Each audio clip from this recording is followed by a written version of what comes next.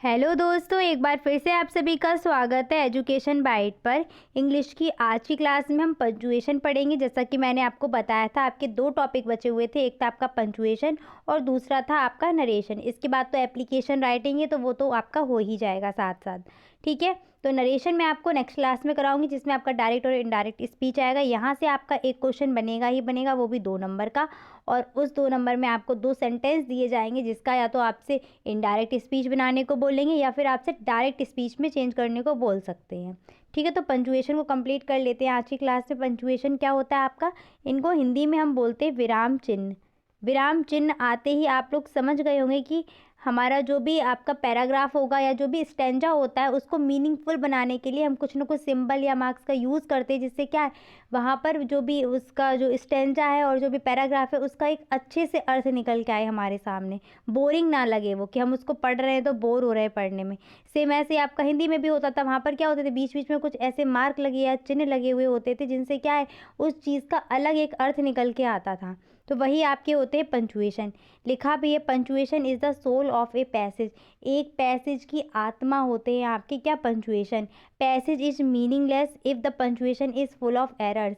Passage जो होगी वो मीनिंगलेस होगी, उसका अर्थ नहीं निकलेगा सही, अगर उसमें क्या है, उसके पंचुएशन मार्क्स में क्या है, एरर हुए, इधर उधर लगे हैं, सही से पंचुएशन नहीं यूज़ किया गया है, तो वहाँ पर क्या है, उसका अर्थ सही नहीं निकलेगा या अर्थ उसका अलग ही निकल के आएगा। नेक्स्ट देखिए, पंचुएशन क्या है। Punctuation is the system of signs और symbols given to a reader to show how a sentence is constructed and how it should be read.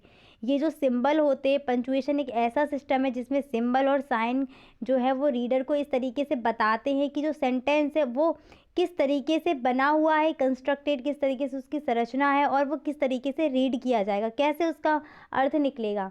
ठीक है, अगर पंचुएशन आपका लगा हुआ है, क्वेश्चन मार्क लगा हुआ है, पता चलता है कि वहाँ पर क्या है कि क्वेश्चन का सेंस आ रहा है, वहाँ पर क्वेश्चन पूछा जा रहा है। ठीक है, एक्सक्लेमेटरी मार्क लगा हुआ है, तो पता चलता है कि हाँ, कोई सडन इमोशन की बात हो रही है, सडन इमोशन यहाँ पर है। ठीक है, देखो, जब हम बोलेंगे तो बोलते टाइम तो हम उस चीज़ को दिखा सकते हैं अपने फेस के थ्रू या फिर अपने हैंड वगैरह से, लेकिन अगर हम उस चीज़ को लिख रहे हैं तो लिखने में क्या है, हम उसको क्या दिखा पाएंगे। वहाँ पर दिखाने के लिए हम क्या करेंगे, इन जो भी सिंबल है या फिर जो भी साइन है, इनका यूज़ करते हैं। अब देखिए आपके कौन कौन से पंचुएशन मार्क्स हैं। पहला है आपका फुल स्टॉप। तो फुल स्टॉप तो सभी जानते हैं, इसको हिंदी में पूर्ण विराम बोलते हैं, और एक पॉइंट आपका रखा जाता है। कॉमा, कॉमा क्या होता है, फुल स्टॉप में क्या है, पूरी बात समाप्त हो जाएगी। कॉमा में क्या है, बस हल्का सा ब्रेक, बिल्कुल हल्का सा वहाँ पॉज लेते हैं, वो होता है आपका कॉमा, इसको बोलते हैं अल्प विराम। सेमी कॉलन, कॉमा से थोड़ा ज़्यादा पॉज लेना पड़ता है वहाँ पर, वो होता है आपका अर्धविराम या सेमी कॉलन। इसमें एक पॉइंट, उसके नीचे एक कॉमा लगेगा। कॉलन में क्या होता है कि आपका अपूर्ण विराम, इसमें सेमी कॉलन से ज़्यादा पॉज लेना पड़ता है बोलते टाइम, तो ये आपका होता है कॉलन, और इसमें आपके दो मतलब नीचे बिंदी आ जाती हैं, एक के नीचे एक बिंदी। एक्सक्लेमेटरी मार्क ये आपका विस्मयादि बोधक चिन्ह बोला जाता है। ठीक है, जहाँ पर सडन इमोशन की बात आ रही होती है वहाँ पर इसको लगाते हैं, और ये आपका लगा हुआ है इस तरीके से। क्वेश्चन मार्क, तो क्वेश्चन मार्क सभी जानते हैं, प्रश्न पूछने के सेंस में इसका यूज होता है, प्रश्नवाचक चिन्ह इसको बोला जाता है।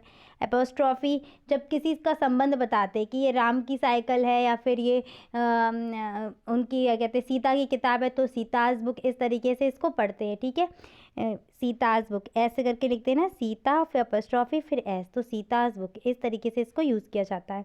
नेक्स्ट देखिए, नेक्स्ट क्या है आपका इन्वर्टेड कॉमा। तो इन्वर्टेड कॉमा इसको बोलते हैं, या कोटेशन मार्क्स भी बोल सकते हैं। तो इसमें क्या होता है आपका कि जो भी आपका वाक्य हुआ, किसी के द्वारा कहा हुआ सेंटेंस होगा या कोई भी बात होगी, वो 2 कॉमा जो आपके होते हैं इनके बीच में रख दी जाती है। ठीक है, 2 इन्वर्टेड कॉमा लगा के उनके बीच में उस बात को रख देते हैं, तो वो आपका इन्वर्टेड कॉमा होता है। हाइफन, हाइफन होता है आपका 2 चीज़ों को जोड़ने वाला, यानी कि योजक चिन्ह। ठीक है, योजक चिन्ह बोलते हैं हाइफन को।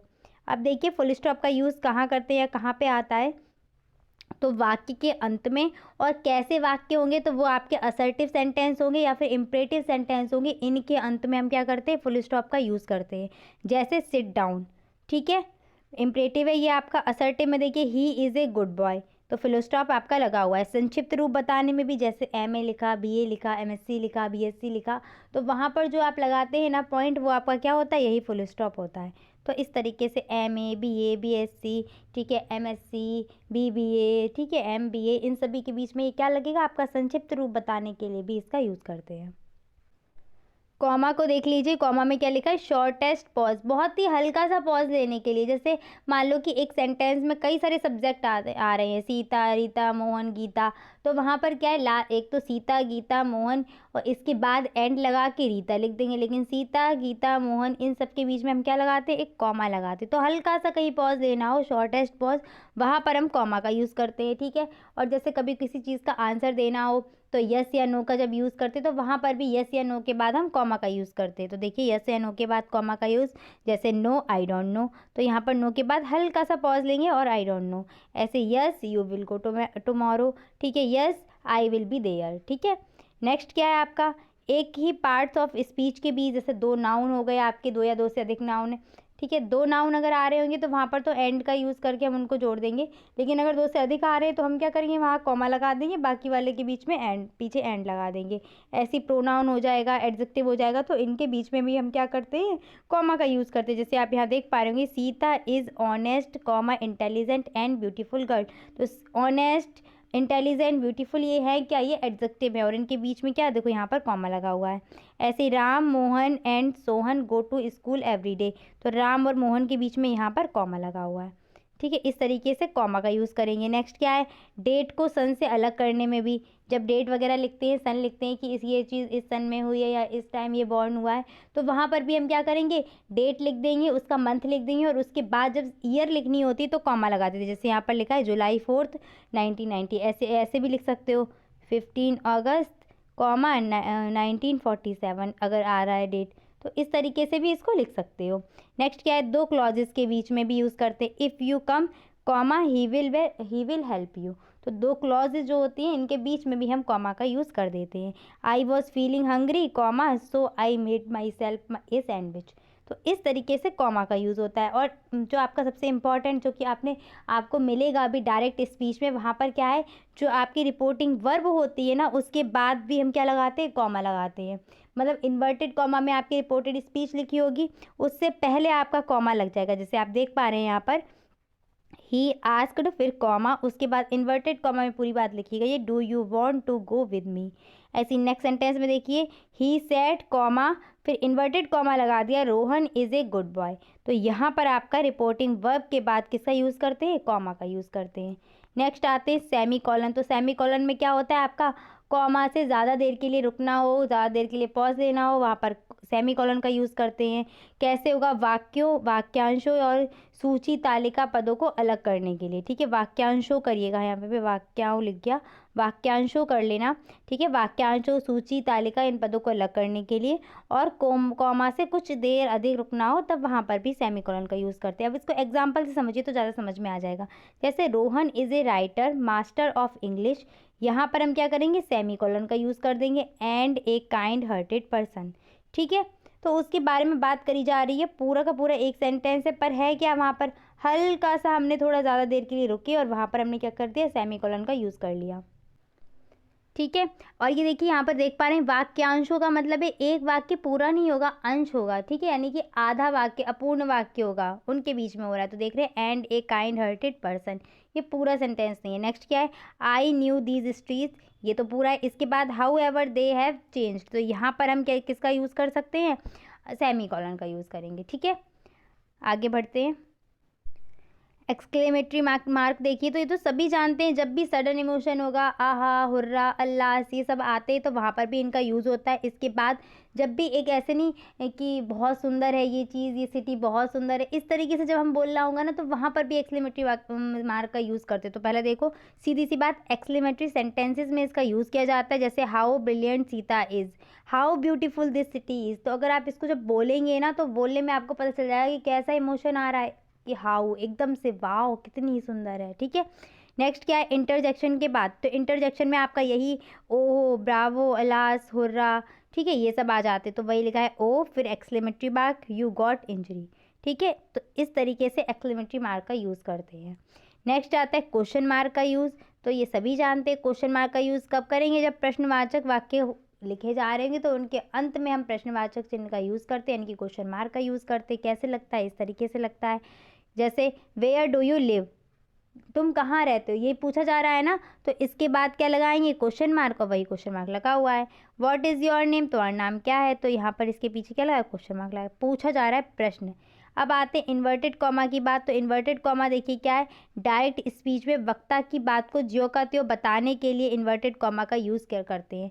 जैसे कोई भी इंसान कोई बात बोल रहा है, ठीक है, और हमें उसकी बात को वैसा का वैसा ही किसी दूसरे को बताना है, तो वहाँ पर हम क्या करेंगे, इन्वर्टेड कॉमा का यूज़ करेंगे। जैसा कि यहाँ पर लिखा हुआ है, he said I am going out, he said I am fine, यानी कि उसने वह जो भी बात कही है उसकी कही हुई बात को बिल्कुल बताने के लिए। ही सेड, उसने कहा, आई एम फाइन, मैं सही हूँ, यानी कि वो अपने लिए बोल रहा है कि मैं अच्छा हूँ, ठीक है, मेरे लिए थोड़ी ना बोला। तो उसकी बात को बिल्कुल सेम टू सेम बताने के लिए हम क्या करते हैं, इन्वर्टेड कॉमा का यूज़ करेंगे। और यही बात जब हम अपने तरीके से बताएंगे, थोड़ा बदलाव करेंगे, वो आपका इनडायरेक्ट स्पीच बन जाता है जाके, और वहाँ पर ये कॉमा वगैरह आपके इन्वर्टेड कॉमा हट जाते हैं, ठीक है। हाइफन की बात करते हैं, तो हाइफन क्या होता है, संयुक्त शब्दों में लगता है आपका हाइफन। जैसे मदर इन लॉ, तो आप देख रहे हैं मदर और इन के बीच में हाइफन लगा है, फिर लॉ के बीच में भी हाइफन लगा है। ऐसे कोऑर्डिनेशन, कोऑपरेशन, सबऑर्डिनेटिंग, ये आपके सब आए थे ना कंजक्शन में, सबऑर्डिनेटिंग, वहाँ पर भी इस तरीके का हाइफन का यूज़ किया गया था। नेक्स्ट आते हैं एपस्ट्रॉफी। तो संबंध को दर्शाने के लिए रीमाज बुक, तो रीमा का किताब से संबंध है, यानी कि किताब की ओनर कौन है, रीमा है, ठीक है, रीमा का उस पर अधिकार है बुक के ऊपर, तो क्या लिखेंगे, Reema's book. Teachers day, day किसका है, वो दिन टीचर्स का। ऐसे चिल्ड्रंस डे आता है, ठीक है, जो भी निकल के भी गया था चिल्ड्रंस डे, ठीक है। बॉयज़ पेन, पेन पे किसका है पोजीशन, किसका अधिकार है, वो है बॉय का, ठीक है। तो यहाँ पर जो यूज़ करेंगे, जो ऊपर लगता है ना, ये होता है आपका अपस्ट्रॉफी। नेक्स्ट आता है आपका कुछ शब्दों को संक्षिप्त करने के लिए, जैसे डू नॉट हो गया, कैन नॉट हो गया, ठीक है, डज नॉट हो गया, हैव नॉट हो गया, ये जितने भी आपके होंगे, इन सभी में किसका, इनको जब छोटा बनाना होगा तो हम वहाँ पर किसका यूज़ करते हैं, इस तरीके का अपस्ट्रॉफी का यूज़। जैसे don't, doesn't, let's, let's play होता है ना, लेट्स, कांट, ऐसे ही आप और कर सकते हो। जैसे आई विल लिखता हो तो आई लिख देते ना, इस तरीके से। तो इस तरीके से जो ऊपर लगा हुआ है क्या है, आपका एपस्ट्रॉफी है। कॉलन की बात करें तो कॉलन क्या होता है, इंट्रोडक्शन देने के लिए कोई डायलॉग बता रहे वहाँ पर, या पुस्तक वगैरह का शीर्षक बता रहे तो ऐसे 2 डॉट लगा देते ना, वही आपका होता है कॉलन, ठीक है। और ये सेमी कॉलन से ज़्यादा देर के लिए यहाँ पर पॉज लिया जाता है। देखो, कॉमा से ज़्यादा पॉज लेंगे तो आपका सेमी कॉलन हो जाएगा, सेमी कॉलन से ज़्यादा देर के लिए हम रुक रहे होंगे तो वहाँ पर कॉलन का यूज़ कर लेंगे, ठीक है। The new items are available in stock, तो यहाँ पर क्या लग जाएगा, ऐसे करके सेमी कॉलन, सॉरी कॉलन, ठीक है। ऐसे विलियम शेक्सपियर राइट्स, फिर जो आगे बात कहनी है उसको हम कह सकते हैं, लेकिन यहाँ पर क्या है, आपका कॉलन का यूज़ कर लेंगे, ठीक है। नेक्स्ट आते हैं एक्सरसाइज पर। तो एक्सरसाइज देख लीजिएगा आप अपनी। फर्स्ट क्या है, Ram place football in the ground. अच्छा, एक बात और मैं आपको बता दूं यहाँ पर कि कहाँ पर आपको कैपिटल लेटर का यूज़ करना है। कोई भी आपका सेंटेंस हो, आपके सेंटेंस का जो फर्स्ट लेटर होगा वो कैसा बनेगा, आपका कैपिटल बनता है, ठीक है। इस चीज़ को याद रखना, सेंटेंस का जो फर्स्ट लेटर होगा वो कैसा बनेगा, कैपिटल लेटर बनेगा।